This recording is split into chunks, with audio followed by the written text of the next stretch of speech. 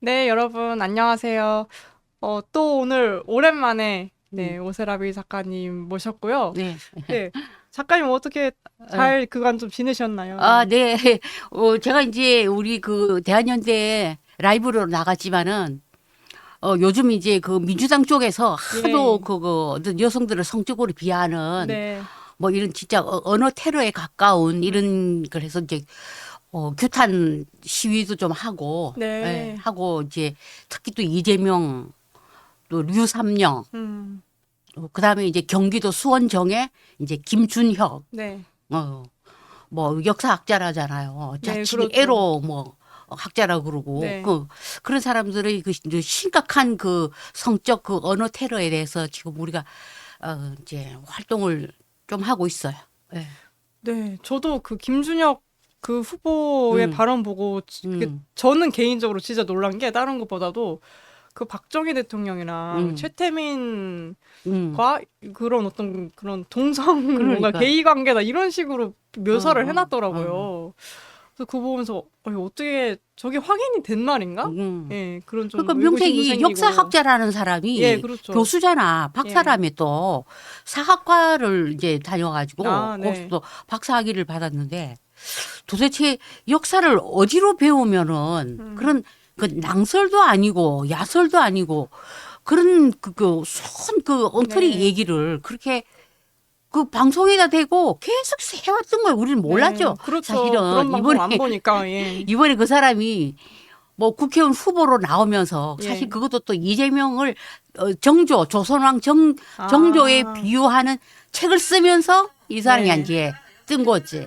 좀 지금 녹화일 시점으로 규탄. 예. 그리고 예. 여성 비하 발언 에 대한 규탄이 좀 있었고, 근데 네네. 좀 이런, 저희가 또 그런 의문을 가지고 계신 어, 분들이 계셔요. 어, 대한연대가 미래대한행동 당시 때부터, 예.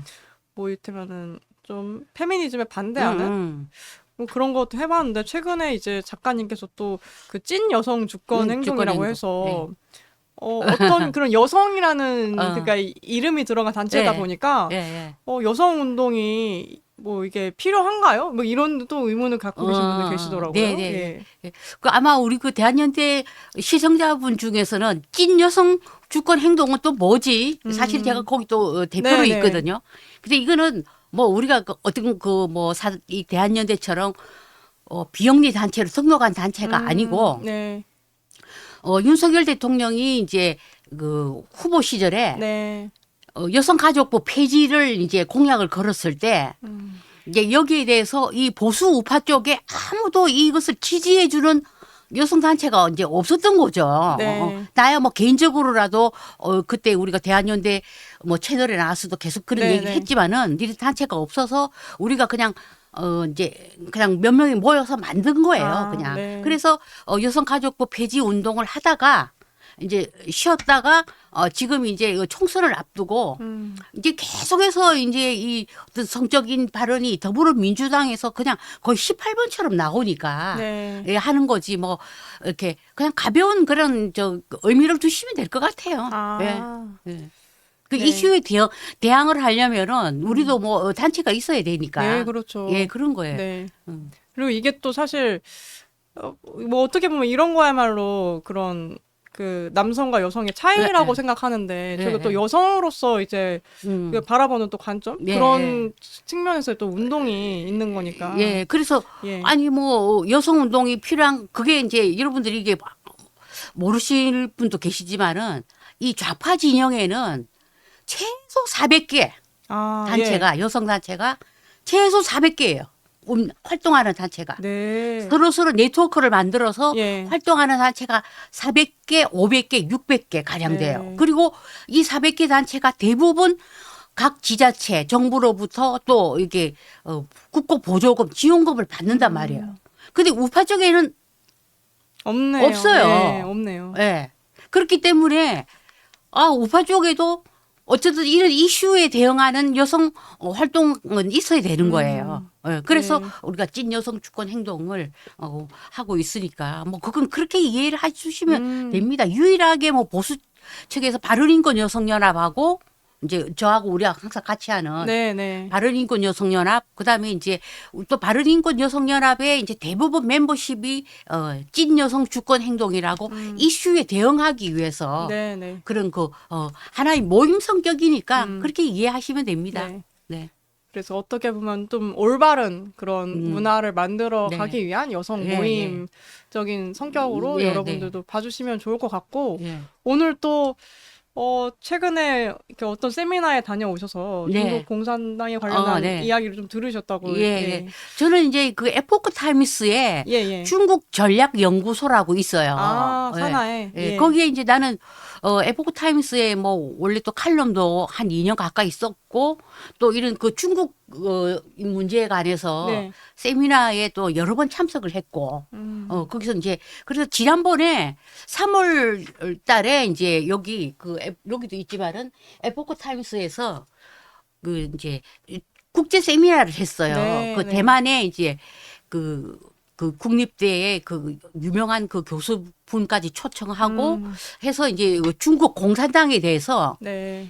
이제 우리가 그날 이제 아주 그 심도 깊은 세미나를 이렇게 했죠. 제가 또 원래 또 관심 가지고 있는 분야고 또 마침 또 그 이재명 민주당의 이재명 대표가 네. 쎄쎄 발언이 또 있었잖아요. 네, 그렇죠. 그래서 그거와 맞물려서 오늘 한번 이런 영상을 찍어보는 게 좋겠다고 생각을 해요. 이게 네, 예. 이게 이제 에포크 타임스에서 제가 이거 10,000원이에요. 이게 한 장에 10,000원인데 네. 이제 책을 사면 이제 이건 부록으로 딸려오는 거고 이거는 내가 필요해서 이거는 이제 내가 구입을 한 건데 네. 한국 내에 중국 공산당이 어떻게 이 통일 전선 네트워크를 하고 있는가 여기에 대해서 거의 이게 족보죠, 족보. 네. 이렇게 나와 있어요. 그 얼마 전에도 이제 언론에도 나왔지만은 이 한국에 이제 중국 언론사들이 국내 언론으로 위장을 해가지고 이렇게 가짜 뉴스를 배포하는 게 찾아낸 것만 38곳이에요. 아, 여기 중국. 보면은 이제 예. 잘 안 보이시겠지만 서울 프레스, 뭐 충청 타임스, 대구 저널 이러면은 꼭 우리나라 언론사 같잖아요. 그러네요. 충청 타임스 그리고 많이 들어본 것 같은데 네. 이름이. 근데 되게 이게 많은데.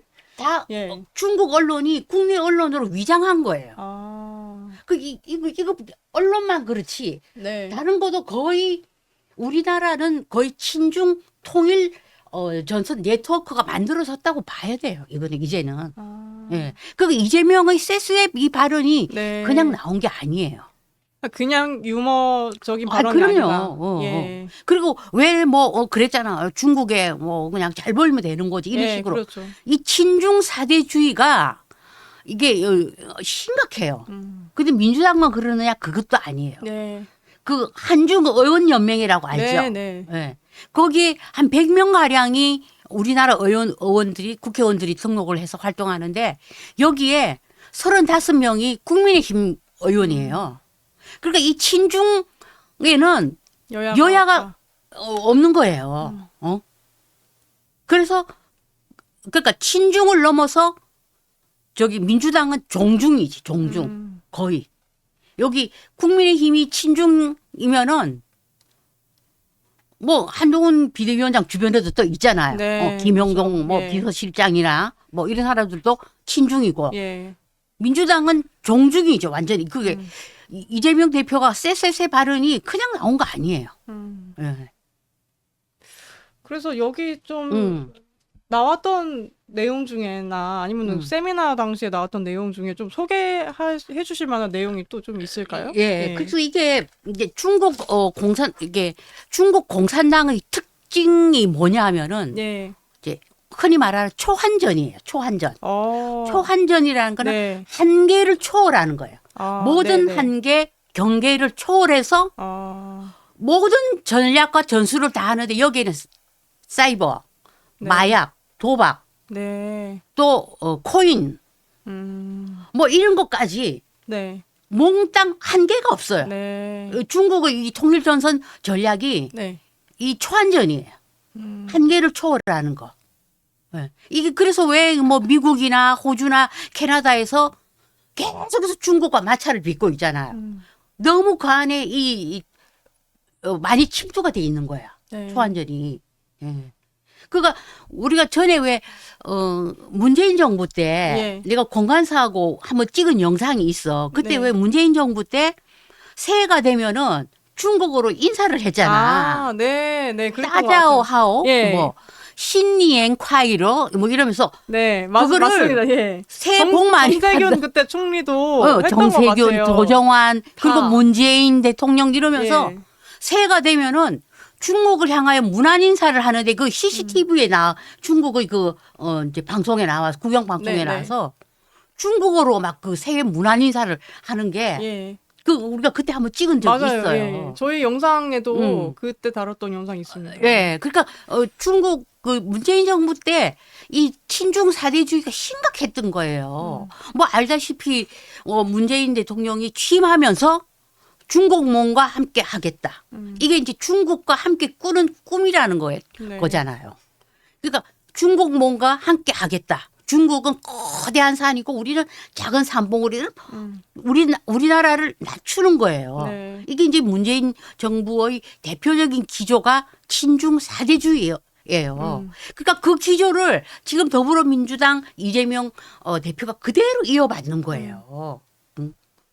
그 우리가 이제 이 조선 시대에 위정척사라는 말이 있었죠. 네. 이게 이제 뭐 그 주자학 그러니까 주자학이 성리학인데 조선 시대는 유교를 이제 성리학을 그대로 받아들인 거예요. 그러면서 그 중국을 숭상하는 거지. 네. 이게 굉장히 뿌리가 깊어요. 이 성리학이 이제 송나라 또 이제 원나라 또 고려 시대에도 이 성리학이 지배를 했고 고려가 망하고 조선이 들어서면서 이 성리학을 그대로 또 받아들인 거예요. 그러니까 이 중국에 대한 뿌리가 이 사대주의가 정말 그 뿌리 깊고 대보단이라고 또 있잖아요. 중국 황제를 제사를 지내는 그 대보단이라고 또 있어 우리나라에도. 네. 그 정도로 이게 중국의 이제 친중 사대주의가 심각한데 특히 이 민주당이 심각하죠. 이거 네. 보면은 뭐 여기 주옥파 또 이게 왕해군 이 사람 동방명주 이게 그거 그때 예, 예. 했던 사람 다 이렇게 연결이 돼 있는 거예요. 이 사람들이 네. 이게 사방에 그거 뭐 이름은 중국 제한 뭐 교민협회 총회 뭐 이렇게 하지만은 다 중국 공산당의 어떤 그런 그 통일 전선 조직인 거예요. 이게. 그 저희가 또 그런 얘기도 있잖아요. 중국은 기업이 음. 그냥 기업이 아니다. 대부분의 기업이 예, 다 예, 공산당의 그런 산하에 있는 예, 예. 예. 그러니까 이제 중국은 5%가 95%를 지배하는 나라예요. 네. 5%의 중국 공산당 그 중에서도 엘리트가 이 95% 인민을 지배하는 나라예요. 이거는 뭐 중국의 중국 공산당의 거기에 다 나오는 건데 네. 내가 이제 이때 에포크 타임스 이제 그때 그 세미나에 갔을 때 네. 다시 한번 내가 이제 이 쭉 중국 공산당에 대해서 이제 복습을 한 셈이 되는데 중국 지금 인구가 14억 얼마야? 14억 한 2,500만 명 네. 가량 돼요. 네. 어쨌든 공식적으로 네. 이 중에 찐 중국 공산당 당원 네. 수가 이제 9,800만 명. 이게 굉장히 소수네요. 이게 예. 2023년 기준이에요. 왜냐면 중국 공산당 아무나 못 돼요. 네. 엄청나게 당성이 중요하고 네. 아무나 중국 공산당 당원이 될 수 없는데 거의 뭐 1억 명이잖아요. 9,800만 명이니까. 네. 근데 이제 이거는 성인 중국 공산당 당원이고 그래서 공청단이 있어요. 아, 예. 중국 공산당 청년단. 그러니까 이제 중국 공산당원이 되기 그 전 단계. 전 예. 단계 이가 14세에서 28세까지인데 이 인원이 7,300만 명. 이게 이제 지난해 기준이에요. 네. 아주 7,300만 명이고 그 밑에 단계에 또 뭐가 있냐면은 소년 선봉대라고 있어요. 단계적으로. 그러니까 이 어린 공산당원을 길러내는 건데 6세부터 14세까지. 그러니까 아동 청소년 공산당 당원을 이제 이게 또 길러내는 네. 곳인데 여기에 1억 3천 명인 거예요. 그러니까 찐 중국 공산당원이 9,800만 명이 있고 그다음에 청년단 그다음에 아동 청소년 공산당 이게 그 이제 그 공산당원이 되기 위한 어떤 그런 그 견섭 네. 공산당원이지. 네. 이게 이제 한 2억 명 가량 되는 거예요. 그러니까 이걸 합치면은 5%가 95%의 중국 인민을 지배하는 거지. 이게. 예. 네. 근데 지금 그런 어떤 게 시스템의 국가인데 어떻게 보면은 한 지금 이제 국가의 그 야당의 지도자라는 사람이 좀 너무 안일하게 이게 체제가 다름에도 불구하고 뭐 쉐쉐쉐쉐 하면 된다 이런 게 아닌가 또 그런 생각도 예. 예 그러니까 해보게 되네요. 우리가 이제 이 보수 우파와 이 좌파의에서 외교 정책이 특징이 뭐냐면은 저쪽 좌파는 북중러예요. 네, 네. 북중러. 이번에 그 왜 민주당의 조국혁신당의 그 비례 6번인가? 그 왜 그 자기 자녀는 전부 다 미국 국적을 네, 가지고 네. 부인까지. 예. 근데 이 사람이 전형적인 한미 군사 동맹을 없애야 된다. 반미주의자란 말이에요. 네. 그러니까 이 사람이 국립외교원장을 했던 사람이에요. 음. 김준형일 거예요. 아마 예, 예. 김준형. 조국혁신당이 비례예요. 네. 저도 예, 네. 갔다 왔습니다. 그러니까 자기 자식은 다 미국으로 보내고 아내도 미국이지만은 국적이지만은 본인은 반미를 외치면서 내가 그 사람이 이게 그 유튜브에 나와서 하는 얘기를 들어봤는데 아, 예. 계속해서 반미를 주장하고 그다음에 이 한미 군사 동맹 이게 문제다. 그러면서 북중러, 북한, 중국, 러시아와 해야 된다. 이제 이거를 주장을 해요. 근데 이제 보수 우파는 한미일이죠 동맹. 네, 네. 그러니까 한미일, 북중러 여기서 완전히 우리의 그 외교는 완전히 갈라질 수가 있죠. 근데 이제 우려할 것은 국민의힘 안에 친중주의자들이 많다는 거. 거의 35%가 뭐 있다는 거. 그거는 이제 우리가 분명히 기억을 해야 되죠. 네. 네. 그러면 사실 그런 어떤 외교적인 부분, 중국의 친중이냐 아니냐라고 그게 했을 때 더 어려워지는 부분도 있는 것 같아요. 사실 지금 또 앞으로 이제 4월 또 10일 총선을 또 남겨두고 있는데, 예, 그러니까 북한하고 중국은 원래 같은 예, 한 그렇죠. 팀이기 때문에 북한, 중국, 러시아 이게 같이 묶어버리면은 우리는 이제 한미일과 이게 이제 대척점이 있는 거죠. 그래서 만약에 이제 우리가 정권을 이제 야당이 이제 또 이제 여소야대가 되면은 그 이재명을 보면은 정말 그 심각하죠. 이제 앞으로 친중을 떠나서 종중이 더 심해질 것 같고 사실 국민의힘도 못 믿죠 뭐. 워낙이 뭐 이 사람들도 친중주의자들이 많으니까. 네. 네. 그리고 내가 이제 공자학원도 얘기를 하고 싶은데 뭐 네, 여기도 이게 공자학원이 있지만은 공자학원이 유럽이나 미국, 캐나다 이런 데는 다 퇴출을 시켜요. 왜냐하면 거기가 공자와 맹자를 하는 데가 아니라 네. 그거 중국 공산당 조직이에요. 그 대외 그냥 그 조직이야. 네, 네. 정보를 수집하라고 다 퇴출시켜요. 미국에는 지금 몇 군데 없어. 네 곳인가 지금 남아있는데 이것도 지금 다 폐업 절차를 밟고 있단 말이에요. 예. 근데 우리나라는 하나도 안 건드리는 거야. 아, 아직까지도요. 우리나라 대학교에 22개 대학에 공자학원이 있어요. 중고등학교에 16곳이 있어. 네. 중고등학교에 공자학원이 네. 16곳이 있고 그다음에 따로 또 이제 이렇게 그 종로 이런 데 가면 공자학원 또 이게 있어. 외부에서. 그냥 독립된 어떤 예. 그런 그러니까 걸로요. 여기 에포크 타임스에서 발행한 거 보니까 총 39곳이 이제 공자학원이 있고 여기는 한국 내 친중파를 양성하는 기관이다. 이렇게 그냥 아예 하기 때문에 우리나라의 그러니까 이게 통일조선 네트워크 이게 쫙 만들어 놓은 거예요. 이게 공자학원부터 시작해서 이 가짜 언론들 그다음에 뭐 동광명주나 주옥파 뭐 이런 사람들이 쭉 활동을 하고 그리고 각 그 위장 단체들이 또 많잖아요. 네. 뭐 기타 단체들 이런 사람들이 다 친중파를 양성을 하기 위해서 이 거점으로 다 삼고 있는 거예요. 네. 이 조직이 어마어마해요. 공작학원이 아니라 공작학원이네요. 공작학원. 예, 공작. 예. 아, 그 여기 유튜브에 출연하시는 공 작가님인가? 예, 맞습니다. 그분도 이런 얘기를 많이 하고. 예, 그렇죠. 예.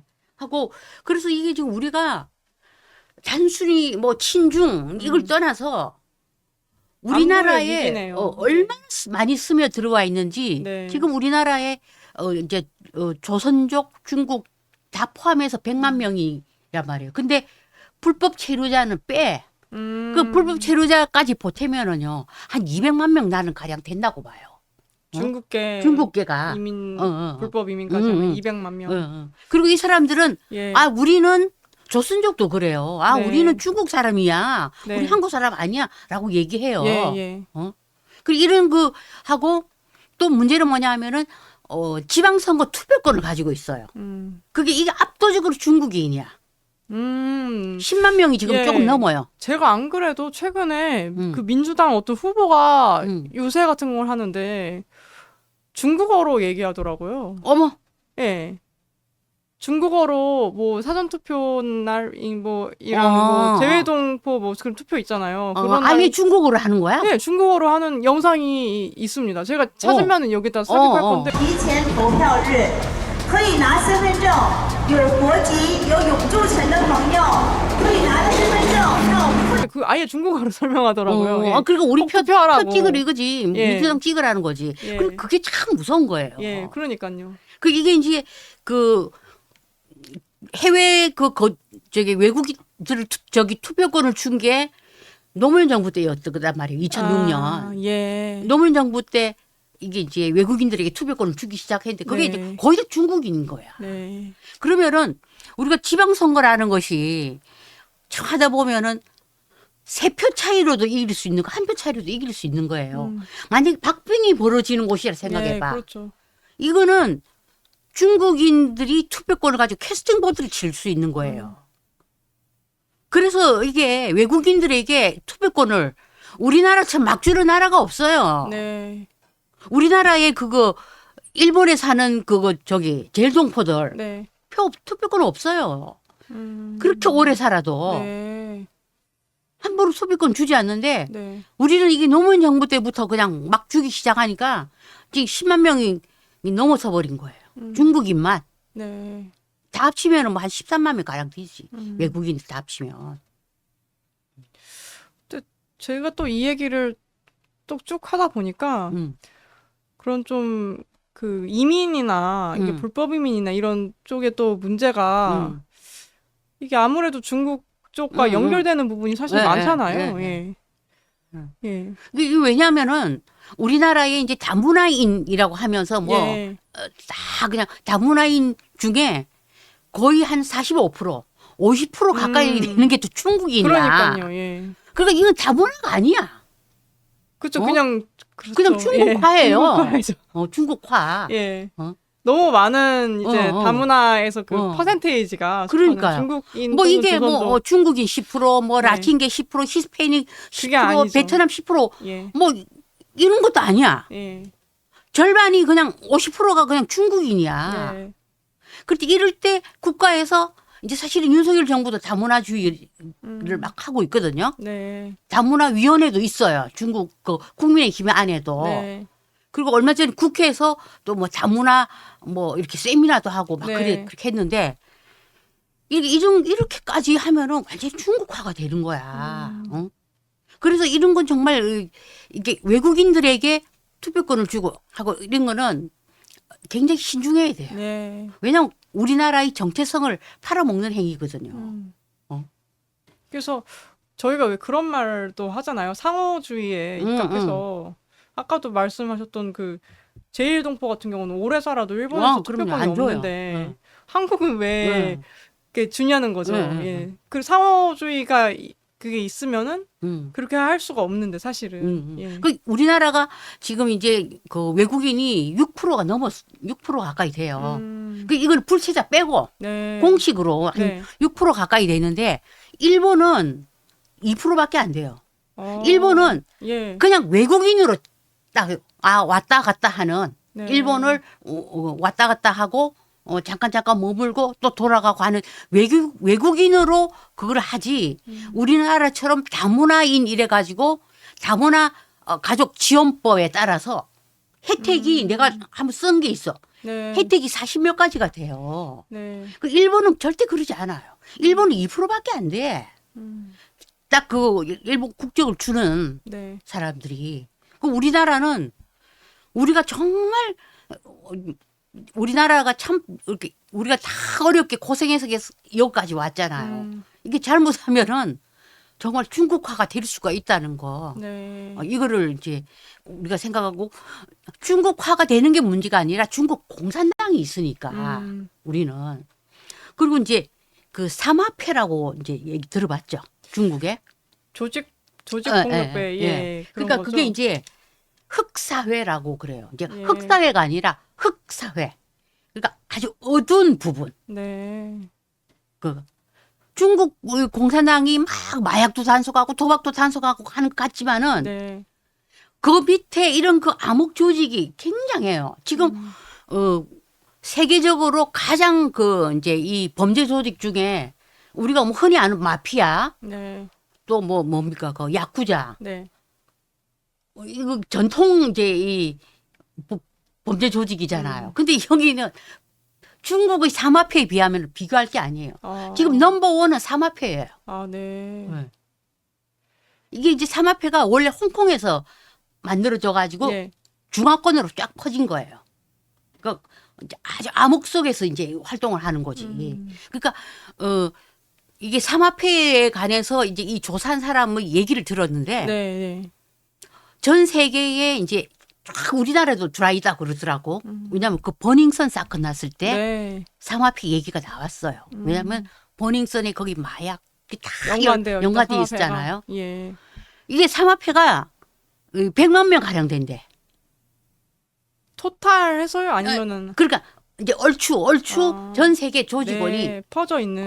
전 세계 이제 그러니까 그 중화권에 네. 중국 이렇게 어떤 그런 거 권력에 있는 활동하는 조직원이 100만 명 가량 된다는 거예요. 네. 그리고 조직 개수가 4,000개가 된다는 거예요. 아, 그럼 우리나라도 안전하지가 않는 거지. 이 그렇죠. 사마페. 예. 이게 이제 사마페가 아까도 말했다시피 내가 모두의 초안전 얘기했잖아요. 사마페는 한계가 없어요. 다 해. 사이버 전까지 다 해. 예. 마약, 도박 막 전부 다.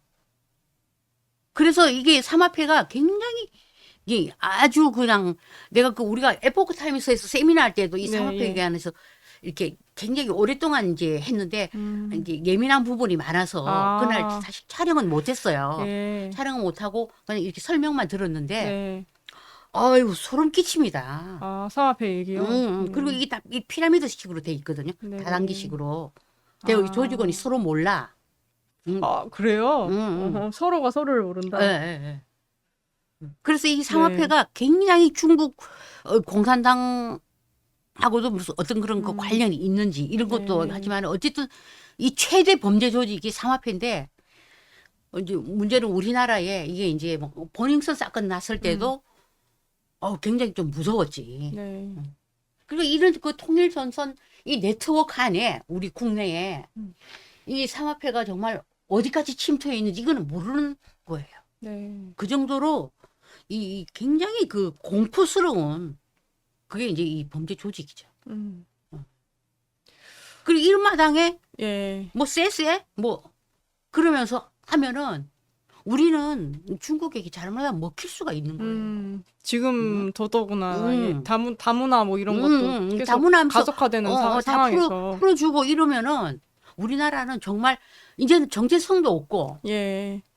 아니 내가 얼마 전에 이렇게 방송을 봤는데 우리 외국인들이 우리나라에 들어오면은 우리나라의 문화에 동화가 돼야 돼요. 그게 네. 동화주의라고 그러거든요. 네. 우리나라의 언어를 배우고 우리나라의 전통을 따르고 문화 간섭을 배워야 돼요.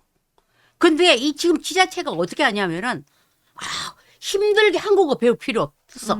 우리가 배울게. 그러면서 지자체에서 네. 베트남어를 배워. 아, 그래요? 공무원들이요? 아니 거기 뭐 이렇게 다문화 센터니 이렇게 많잖아요. 네, 네. 전국에 우리가 220몇 개가 있어 다문화 센터가. 거기서 한국어를 가리키는 게 아니야. 아, 한국인이 오히려 베트남어를 배우는 거예요? 배우는 거예요. 그거 참 그러면 이상한데. 한국이 왜 살러 오는 거야? 예. 어?